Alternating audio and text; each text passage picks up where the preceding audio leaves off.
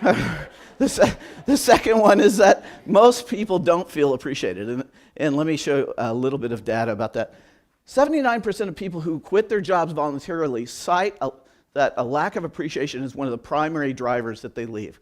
Now, so that's almost 80%, 4 out of 5 people. Most managers and employers think that it's people leave for money.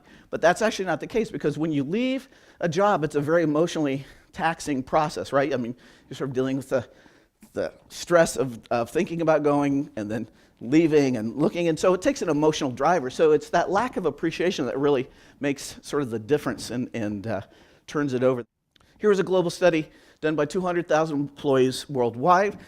Asked them why they enjoyed their work. First, top reason is that they feel appreciated. When I saw this, I'm like, can this be true? I mean, is it that high? You know, and number 3, is it? Yeah. Or number 2 is good relationship with colleagues, and number 4 is with supervisors, which I think plays into that as well. Money is down at number 8, right? So there's something about feeling valued and appreciated that's important to most of us. Here's the one that I think really helps us understand some of what's going on.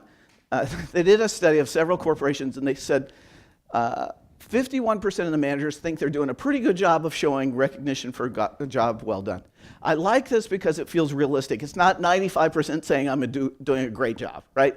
But it's about half saying I'm doing an okay job. The problem is, in the same corporations, the people that report to those managers, only 17% of the employees felt like they were doing a good job. So we've got a disconnect there, right? Here's one you wouldn't ever figure out if you didn't come today, and that is when people don't feel valued, they don't keep it to themselves. Okay, you're welcome for that. And so they start to grumble and complain, and then they start to, snipe and gossip and that kind of stuff, and then you have these little pockets of negativity that go on. And for you all, I mean, when people don't feel valued, they're less likely to engage in the change process. And so they're more resistant. It's like their defenses are up, and they're like, I don't know, I don't trust you, and why should I do this? You didn't care what I did before, I'm just going to keep doing it. Whereas we know the flip side is when they do feel valued, they're more open to listening and trusting you on that. The fact is, though, and I don't use the word fact very often or the word absolutely, but we absolutely do know how to train employees to successfully communicate authentic appreciation. Key word there is employees. This is not solely for managers, supervisors, leaders of whatever level. What we found, it was initially, we sort of focused on managers, but what we found is that it's really important for people to know how to encourage and show appreciation to one another, regardless of their position.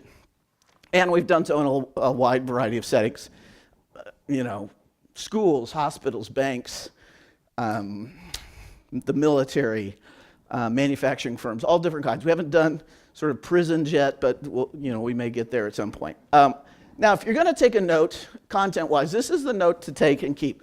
We've learned that there's 4 key conditions that help people really feel valued versus just, sort of hoping or going through the motions.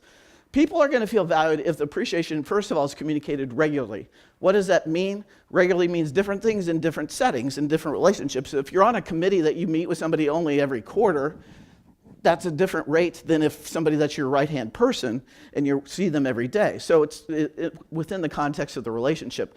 But it needs to be regular, otherwise they don't believe that it's true, right? So first, it needs to be regular. Secondly, it needs to be expressed in the language and actions most important to the recipient. Key word, recipient.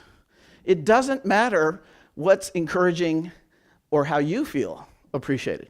And this is a thing that we have to work with some newer and younger leaders that, people are different than you.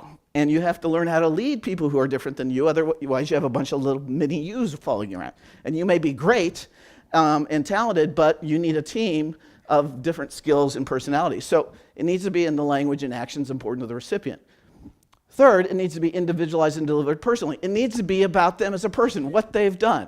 It's sort of like this. It's like, Stephanie, thank you for getting your reports done and in on time regularly. Why? Because that helps me turn my reports in as well, okay? Or we got the project done, but Jane, thank you for staying late and entering the data so that we could get the report out, right? So it has to be about them, and also has to be delivered personally. I had a story come back to me that had a president tell his assistant, said, I want you to go tell Steve what a great job he did on that project and how, I'm proud of him. And that was deeply meaningful to Steve, I'm sure, as he listened to the assistant tell him that. It's like, get out of your seat or give him a call, right? So it has to be personal. Now, maybe they don't do that here, but in the States, we do that kind of stupid stuff where it's indirect. And then the last one is that it has to be viewed as authentic. And that's actually the challenge of appreciation, because there are some people that are more difficult to appreciate than others, at least in the States. I don't know about in Europe, but there are some that are tougher, either performance-wise or personality-wise, or you just don't relate to them as well. And so part of the training that we take teams through is to help deal with what do you do when you are struggling with appreciating somebody, and how do you figure that out? And let me just say this, you don't just blow through it and try to fake it, because that doesn't go well. People tend to read that, and then it undermines trust even further.